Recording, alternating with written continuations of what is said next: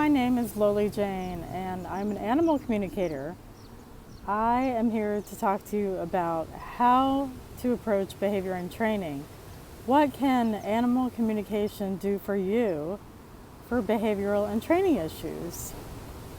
So, I get a lot of phone calls through Google and contacts through Google because they have no section on animal communication. They only have pet training, pet services. So I'm under pet training. I get a lot of phone calls about training, and they don't realize I'm an animal communicator, so I explain it to them. And this is an amazing, quickest way to get to the root of the issue. Mostly we've got it wrong. I think Cesar Romero may have it right, but we have got it all wrong with training. So essentially, if you get down to what it's all about with the animals, with issues, is they are training us. We are not training them. They are training us, especially our beloved pets. I don't like to use the term pet, but our beloved animal friends. So they are training us. There's always a lesson or a reason that their behavior is doing something, or they have certain issues. So let's talk about, is this issue a new issue, or is this issue something that has been going on for a while? If it's a brand new issue, I just had a client. So sometimes brand new issues are brand new issues in your life. So the animals are clearly trying to tell you something. I just had a client whose animal started barking differently than never did this barking thing, was barking at night, and clearly trying to tell its person something.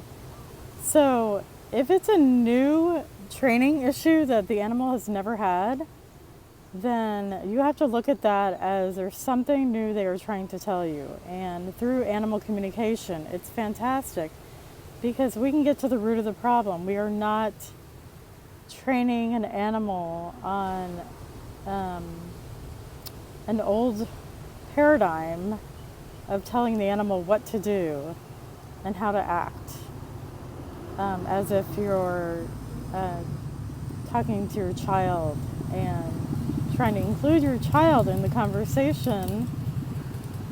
You're doing the same thing with your animal. You're including them in suggestions for their own behavior, and they can do this. You can actually, or I can actually ask them for suggestions why this behavior is going on, why it's a new behavior, and a lot of times they'll tell me it's a new thing that happened in their person's life, and they're trying to tell them or show them something. And there's always a reason behind it. I can also ask them for their suggestions to stop the behavior. And usually they tell me the person has to do their inner work. So it's usually the person that has to look at their own life. It's not the other way around. It's not the animal with the issue. I am going to write a book called Training My Humans, because it's always the person who has to do their inner work, and the animal is trying to tell them something.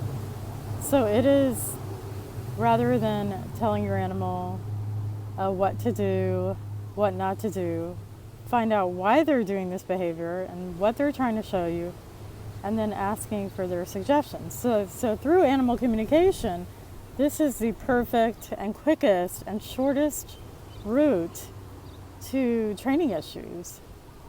So let's talk about a few things now. And welcome to my channel.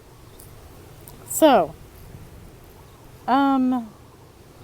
how animals also mirror us. Sometimes the animal does not have the behavior themselves. Like sometimes an animal will have high anxiety. You know, people will call me and say, my animal's really anxious. I don't know why, I don't know what the issue is, if there's past trauma or something. And they will be extremely nervous when I go to ask the animal, why are they nervous? They're like, well, I'm not nervous. And their personality will also come across in the animal communication. And I can tell you if they have a nervous personality or not. And you'll say, well, why are you acting this way or that way? You know, specifics. And they'll say, well, I don't know. Or they could say, well, somebody in my family does it, or my person does it. And I'll say, oh, are you trying to show your person this behavior for some reason, or another person in the family? And they'll say, yes, that's it, I'm trying to show my person. So that is what we call mirroring. That is a slightly different situation.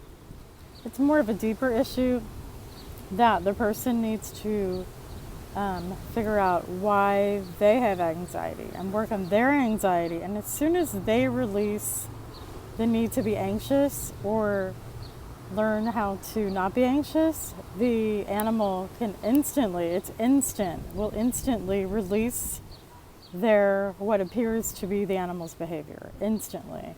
And that is what we call mirroring. That's not always the case. Sometimes it is their anxiety. Sometimes they have, in fact, had past traumas or other issues. But there are several behavior and training issues we know very well. Peeing and pooping in the house, constant barking, scratching, clawing, ripping apart the furniture, all kinds of behaviors, litter box behaviors. And there's a whole host of reasons why. I don't make any assumptions because it's very individual. So it's fascinating. It's a fascinating world of training and behavior issues. And let me give you just a few examples from some clients that I've had. So let's see. I've had my own personal experience with let me just tell you about my experience with my dog, Frosty, my beloved dog, Frosty, who passed. Had some very bad behavioral issues, came to me with the behavioral issues. I was not an animal communicator then. So I did it the traditional way. I went through one of the pet stores, formal pet training. We did the clicker reward training, and it worked okay. But I never ever got to the root of the issue. And I look back on it now and I was like, God, if I knew what I knew now, like there's no need for training. It's instant. I have had many, many clients where sometimes I will talk to the animal remotely, and I talk to the animal for a while, for an hour or two, or sometimes 3 or 4 before I talk to the person, because that way I can really get to know the animal. I can really get to know the issues and what's going on. I make notes, and then I do a client meeting with the person, with the animal's person. And sometimes before I even call back the person for our human meeting, the behavior is already gone and changed, and the person is like, did you talk to my animal? Because the behavior's gone. Because I had already talked to the animal, I said, how can we adjust this? And they tell me the adjustments that need to be made. And I said, can you let go of this behavior when we make these adjustments, or when your person makes these adjustments? And the answer is yes, of course. I'm just trying to show my person.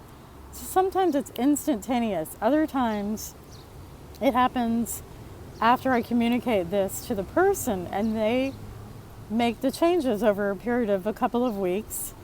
And they will see like instantaneous results also. No training needed. No long-term